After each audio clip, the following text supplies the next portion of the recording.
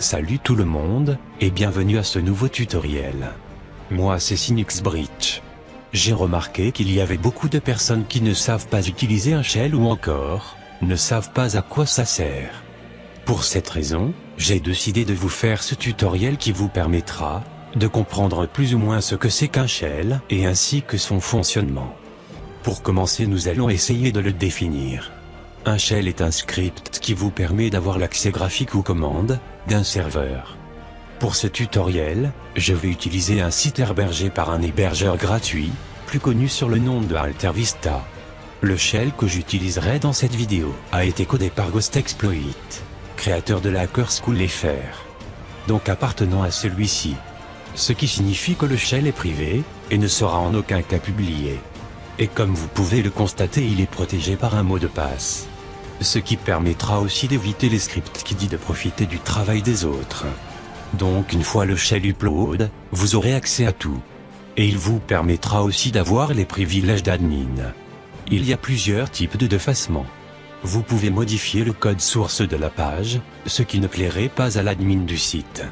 Et ceux qui savent programmer savent combien de temps il faut pour une page entière.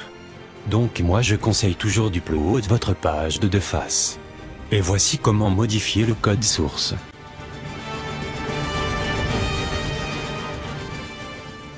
Ensuite vous introduisez votre code. Et maintenant nous allons voir la deuxième façon d'upload un deface, qui est upload une page déjà structurée, que ce soit en HTML, PHP, ASP, ou autre. Et ce qui vous permettra souvent de passer inaperçu, et éviter d'éveiller les soupçons de l'admin.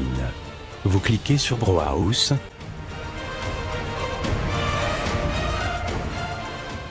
Ensuite vous choisissez votre page. Et comme vous le voyez, votre deface vient de s'ajouter au site. Maintenant nous allons l'ouvrir pour avoir un aperçu. Et voilà, la deface est bien présente.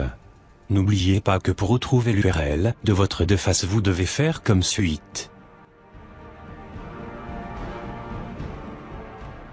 Au cas où il se trouve dans un dossier, faites comme suit. Donc vous avez plusieurs possibilités. Et vous avez aussi des outils additionnels.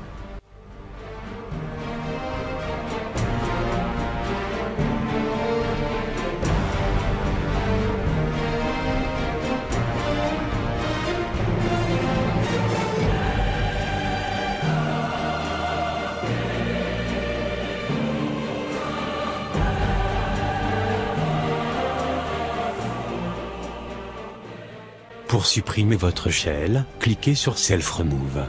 Ensuite sur Yes. Et si on recharge la page, on constate que nous n'avons plus accès au shell, pour la simple raison que nous l'avons supprimé. Et n'oubliez pas aussi d'effacer les fichiers log, qui gardent les adresses IP, de ceux qui se sont connectés au serveur. Nous verrons cela dans une prochaine vidéo.